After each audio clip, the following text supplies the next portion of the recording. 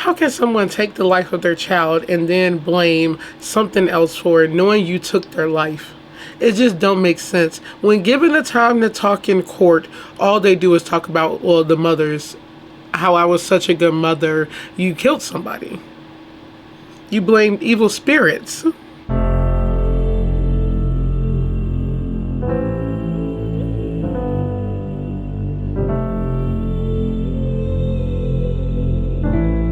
Hey guys, welcome back to my channel. Oh my god, I got an off day, so we're recording. First of all, let me get a pat on my back because I look really good. The wig is really wigging over here. Like, this color, I'm not even mad. And yes, I am going to talk about myself. That's what I do anyways. Let me tell y'all something.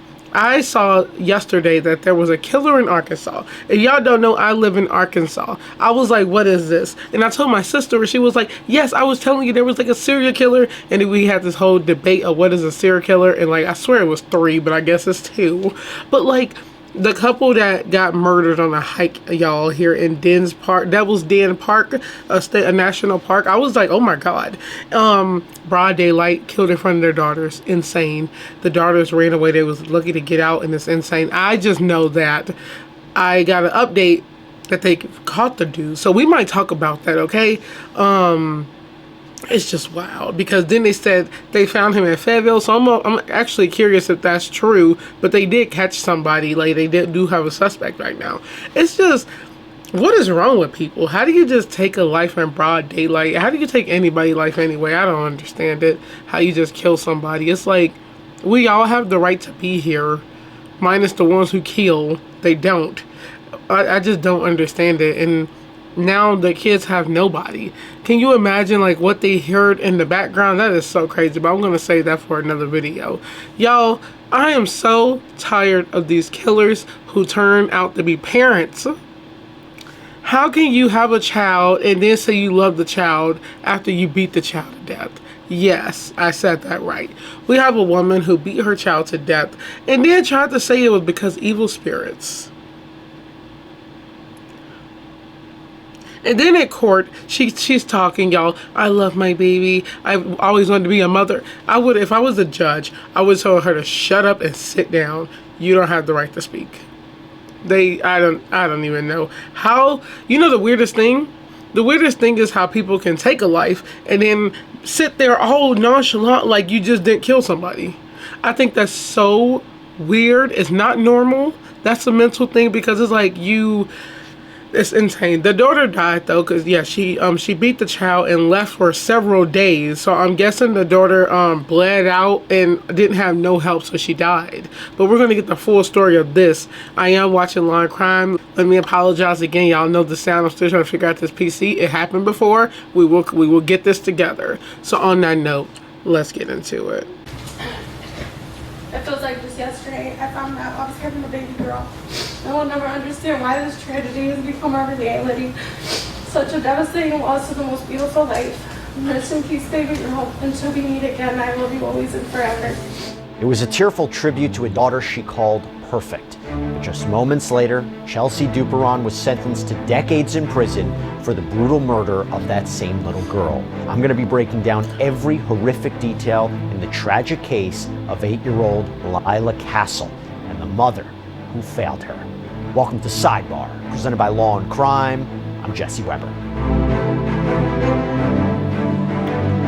Hey everybody, real quick, this is another Law and Crime legal alert. Did you know has been diagnosed with Chelsea Duperon, the 30-year-old mother who admitted to beating her 8-year-old daughter to death, stood before a judge on July 28th to face the consequences of what is truly an unthinkable crime.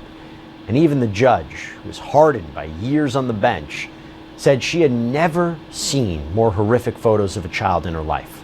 Prosecutors called it unfathomable.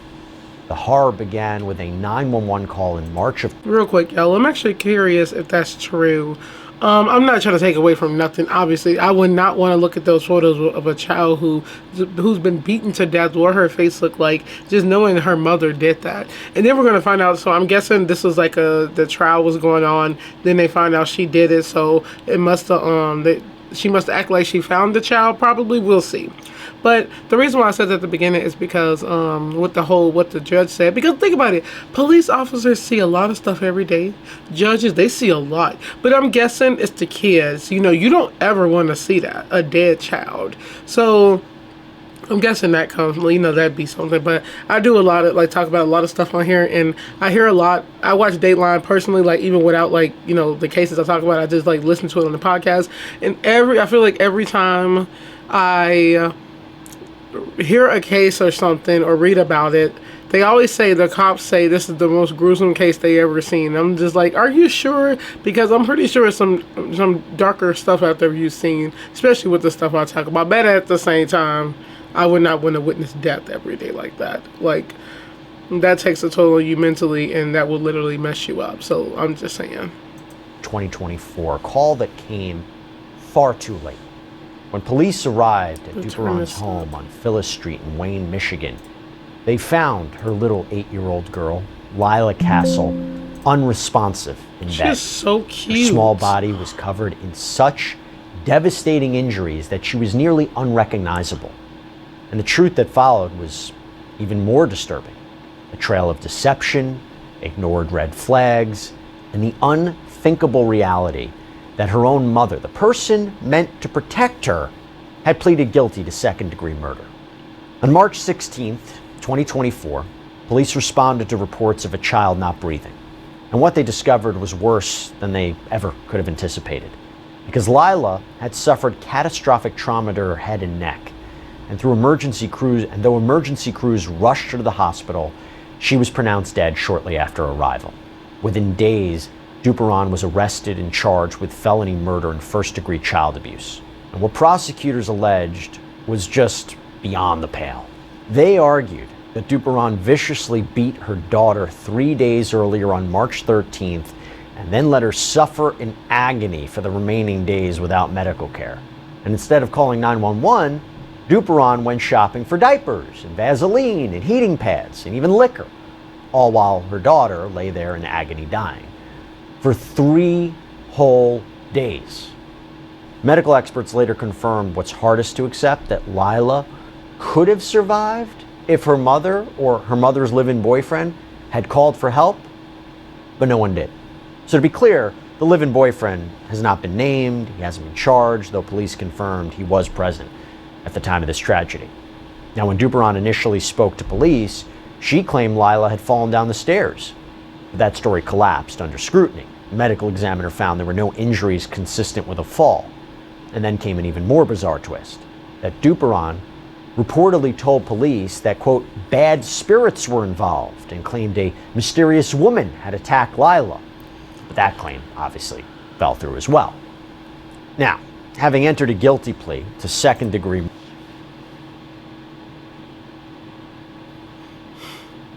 Okay. I see what the judge is saying now, especially how they described her, how he described her injuries. Oh my God, unrecognizable on a little girl. First of all, that little girl is so freaking beautiful. Oh, she was so gorgeous. Oh my goodness. Oh my God. The mother, the killer. What is she crying in court for? I never wanted to just punch somebody in their face so bad. Oh my God. Like, just, you left this child, you went shopping, went to get drinks, tried to come up with a story saying that she fell down the stairs, but that doesn't make sense because you still left her for 3 days, if that was even true, which it was not. Anybody who beat somebody, like, you got problems. Anybody who beat a child, you have problems. You have real problems. I don't know what she got going on. Talking about bad spirits? No, she's a killer. That's what this is. I don't believe all that bad spirit stuff. I don't know why she's crying in court. I was so mad at the beginning with her saying, "My beautiful baby, I can't wait till we meet again." Honey, y'all will never meet again. Y'all are going in 2 different directions. I don't know what she think this is. She can't be for real. Bad spirits? Yeah, right. I don't believe none of that stuff. Stairs? But you were still gone 3 days. Went drinking, went shopping. Y'all, I really do think she's an idiot.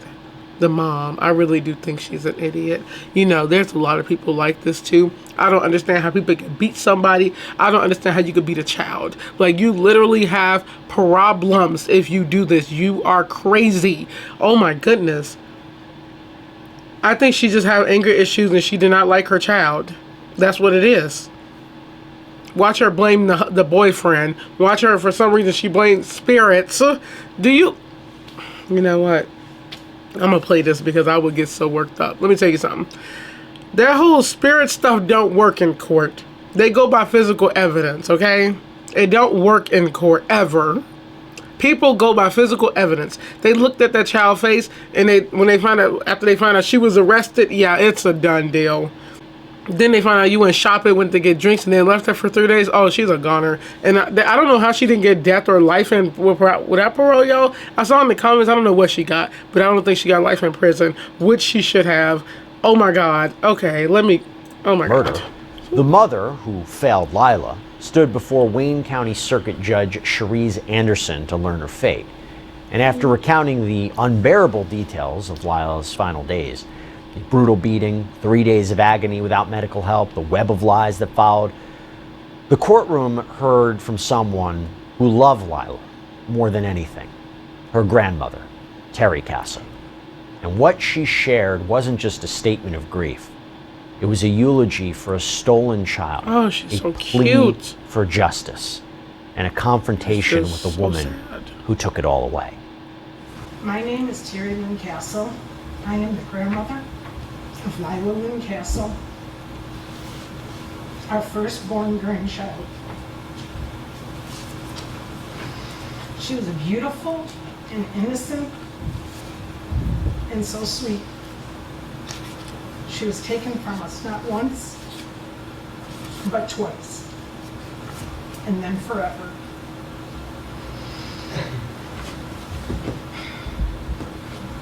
Lila was first taken from her father, Joshua Lynn Castle, my son, by false allegations by her mother, Chelsea Renee Dupont.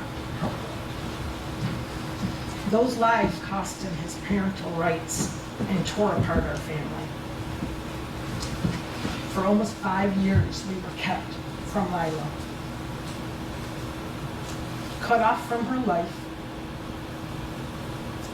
the chance to love and protect her closely. We had to watch her grow up from afar, from Facebook. But through it all, we never gave up faith that one day Lila would grow up and learn the truth, and that she would return back to us when we could finally tell her how she was always loved, how hard we fought for her, and how we deeply missed her, and that she had a little brother who now will never know his big sister.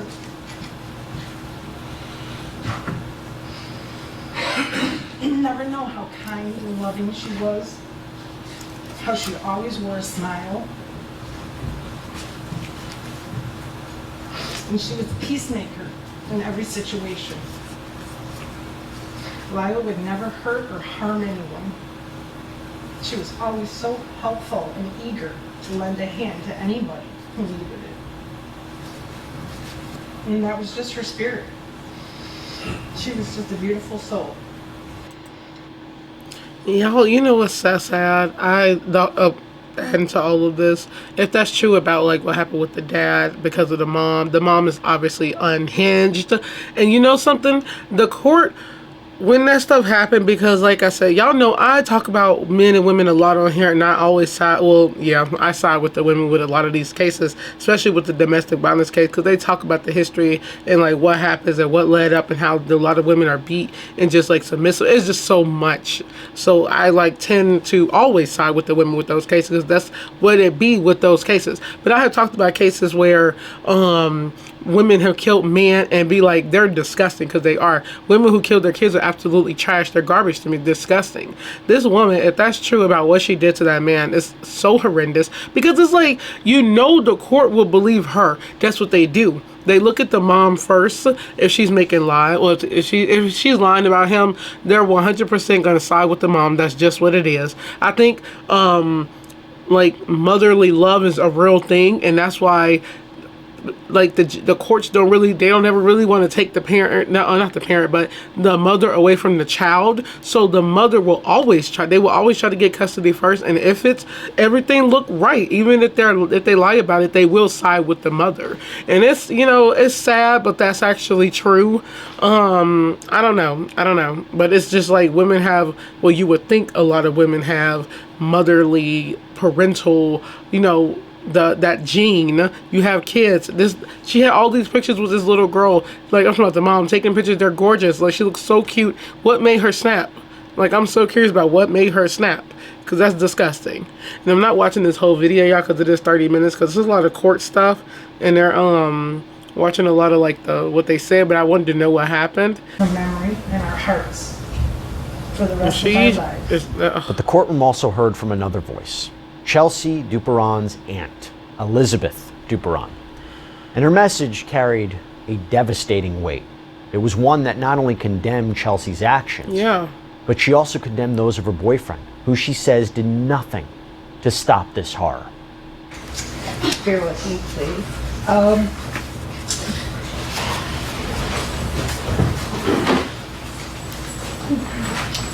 My name is Elizabeth Duperon. I am the great aunt of Lila Castle.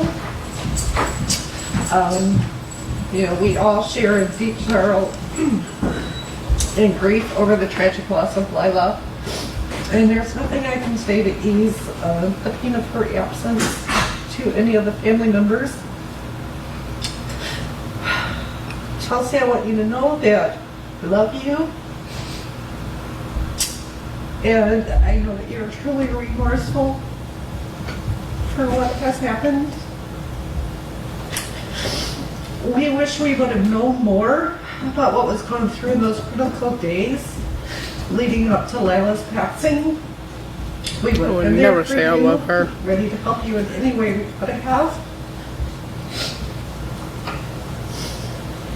The other adult that lived in the same home as you and Lila knew the full extent of your struggles, and he knew that Lila needed medical care, and the person Lila called Dad had the chance to make a difference and chose not to. Regardless of what transpired, it is clear he was in a position to act and failed both you and Lila, and I am truly sorry for you both. I hold you responsible for your actions. And I understand that no one is is beyond accountability.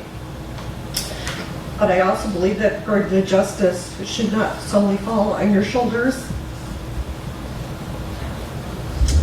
We are all questioning and hurting on how such tragedy can happen.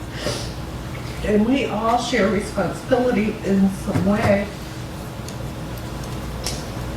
Lila deserved a safe, loving, and long life filled with laughter, hope, and potential.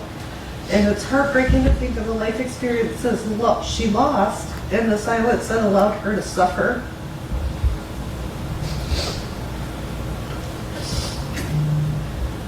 The other adult in that house who knew what was happening and chose not to act was given a chance to make a difference. He could have been the hero and yet remained silent. That silence was a coward's choice. I think her face just changed here. She is not remorseful. And Lila, her life. Under Michigan law, there are provisions to address situations where child safety and neglect. We rely on. I don't know if people caught that, but her face, even Paul's, like that girl's face changed when she mentioned the boyfriend. I'm telling y'all, that woman had no emotion. She don't care. People, narcissistic people and sociopaths can easily cut it on just like that. I have seen it in person. They can cut it on, and it's actually scary. Like, these people need to be studied. Let me tell y'all something. If I was in this family, Chelsea, I wouldn't say I love her. I would be like, you are a disgusting piece of crap and I hope you rot forever. Like, you know what? Shame, shame, shame. Just throw shame on her. Like, throw shame with your evil spirits and I hope they haunt you to death. Now, that's a speech. Like, that little girl did not deserve this. She deserved to live her little life and grow up. Like, I just don't understand child killers. That's what she is now. Like, you're a child killer. Like, and the things they do for people, I don't know if it was for the man, but it was for something. Y'all, I just can't. They leave you with heartfelt sympathy And I'm like, where was the boyfriend? Now, just to be clear, and as we mentioned earlier, Chelsea Duperon's live-in boyfriend hasn't been charged, and this is despite being present during Lila's final days. But prosecutors during sentencing, they left no doubt. While others may have failed this little girl, it was Duperon who made the choices that ultimately sealed her fate. In their final argument, they walked the court through every damning detail. The hospital searches that never led to help, the diapers bought instead of 911 calls, the medical proof that Lila could have survived if her mother had just chosen to save her. Here's the prosecution's case for why the defendant alone bears the weight of this crime. Thank you, Your Honor. When this case came across my desk and I got the phone call on March 16th of 2024, I had no idea what I was about to see. And the court used a term that I used at the beginning of this case at the arraignment, unimaginable. What Lila endured that day and endured the days following was unimaginable. She didn't look like the happy child that everybody remembers. She was unrecognizable. And one reason I'm glad that accountability was taken is that she doesn't have to be seen in this open court and remembered that way, and that she can rest in peace with the dignity that she deserves. Lila would be 10 years old today, and this was a very thorough investigation. So many people were interviewed, neighbors, family members, people at the school, teachers, counselors, and all described Lila in the same way, that she was sweet, bubbly, smart, loving, goofy, funny. Those were just a few words that popped into my mind that I remember people using to describe her.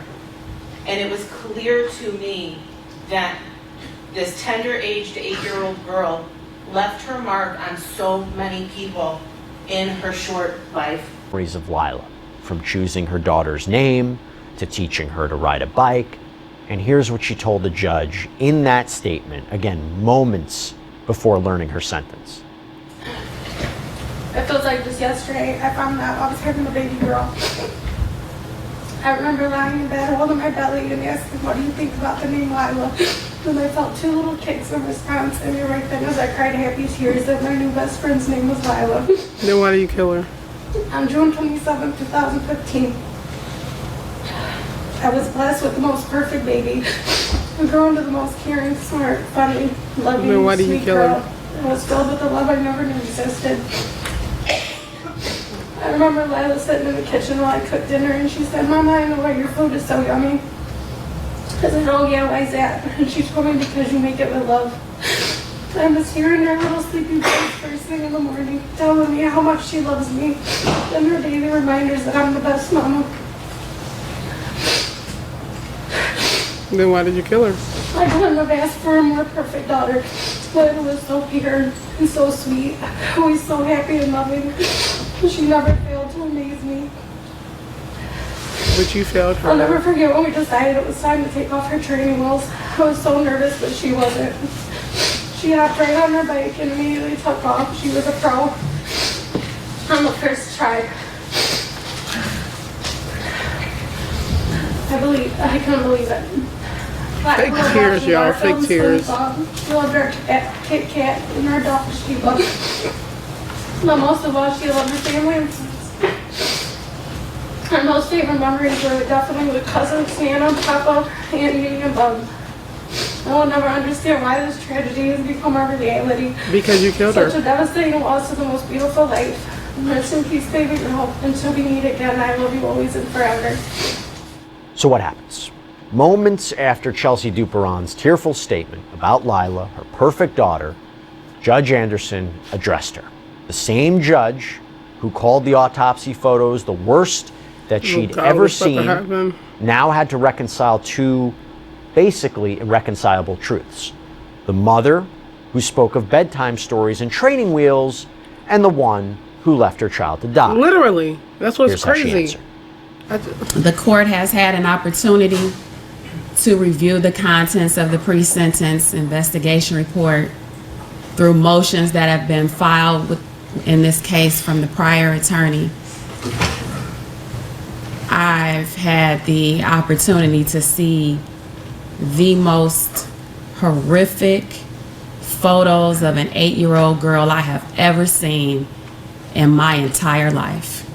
She had significant swelling, bruising from the crown of her head to the soles of her feet, and everything in between.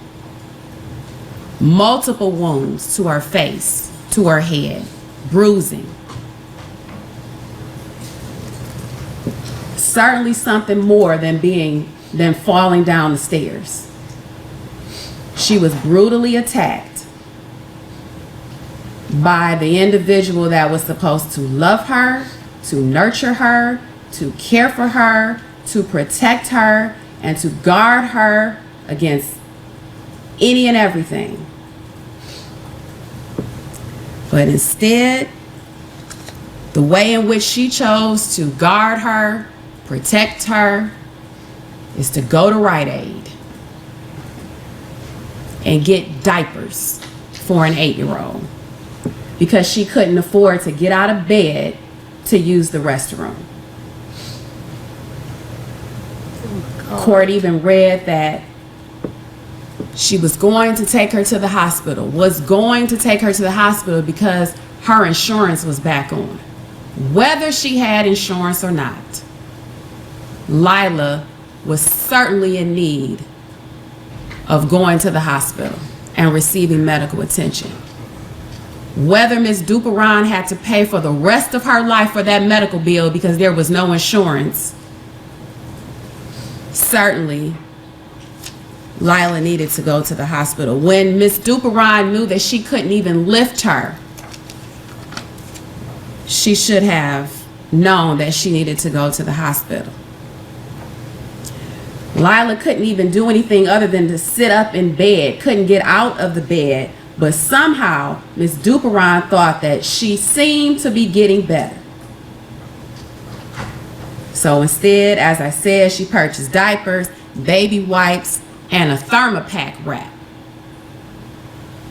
and meal replacement shakes. Then you have the boyfriend, aka the stepfather, Not a stepfather. who indicated that if it was his blood child, he would have called the cops. But since it wasn't, not my problem, I don't know what to do. What he should have done is to pick up the phone and call 911. Better yet, grab Lila up in his arms, get in the first thing smoking, and get to the hospital. That's what he should have done. But he checked on her and went to work.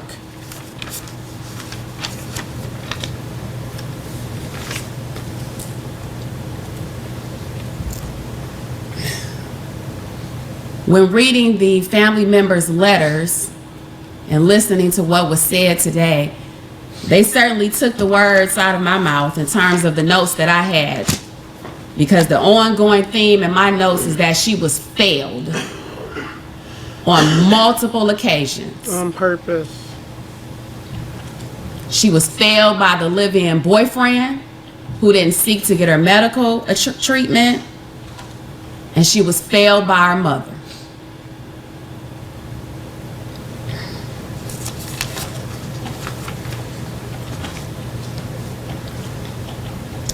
But Lila should be remembered as the well-behaved, fun-loving, innocent, light of the world, bubbly girl that she was, and not for anything else. And so this court believes that Lila is now in a place where she is loved for, where she is cared for, and where no one else will have the opportunity to fail her. Judge Anderson sentenced Chelsea Duperon to 28 to 50 years in prison for the horrific killing of Lila Castle. Oh my God, this one made me so mad. I was so mad. Just her just keep saying she's a good mother. No, you're not. Like, that lady, she's the, you know what, when she say evil spirit, she's talking about herself, because she's really delusional. Just, oh my God, I feel so bad. Like, this little girl beaten to death by her mother. The boyfriend saying if it was his child, he would have did some. He's scum too, probably, who's a nobody, who would never be nobody, who's just evil to the core. Both of them just trash. The mother and the boyfriend, trash. Correction, that's not her stepfather. They were not married. That was not her stepfather. He's just disgusting to me. Like, the fact that that words came out of his mouth. Y'all, this is a psychopath, sociopath, whatever we call her, because throughout this video, she'll cry but no tears. Some had tears. Then she'll stop crying out of nowhere, talk to somebody, then get back to crying with no tears. And then her face would just look blank. And then she'll look sad again. And no, the woman is crazy, okay? She's literally crazy. She don't care. She's just mad. She's going to prison. That's it. You know what? I know some people be mad because I looked at the comments. One person was somehow how she didn't get life without parole. I agree, but at the same time, it's due with the where they're located. I know it. I really wish the woman got death. I think they don't give out death enough. Okay, they really don't. Put him on death row and really make him cry, and then kill him. Because this is crazy. That was so sad. Oh my goodness, I was not expecting this. The way, how do you just beat your daughter to death with your fist? With your fist, beating a child to death. That's insane. That's just so horrifying. And that little girl laid there 3 days with no help. She bought diapers because the little girl couldn't get up. And I didn't even like put that in my head. So after they were saying it, I'm like, oh my God, like she had to buy diapers and the wipes because the little girl couldn't move after she beat her. Like, are you kidding me? Yeah, this woman is disgusting. She don't deserve to be a mother. It's just so heartbreaking. What are your guys' thoughts on this case? This was so dark. Oh my God. I didn't think it was going to be this dark, but it is. I'm so sorry. This is just so sorry for the little girl and the rest of the family. This woman is disgusting and just she don't deserve to be within society. So on that note, I hope you guys enjoyed this video. Stay safe, stay aware, stay alert, y'all. You know what? I do believe that, I believe that she lied about the dad because she wanted custody of her child. Then she did not like having a child. And they had all these pictures. She looked cute in the pictures, but pictures tell a different story in reality. What was it? She needs to be studied because I'm actually curious. So on that note, I hope you guys enjoyed this video. I will see you guys on the next video. That sounded so weird, but I will see you guys on the next one. Bye.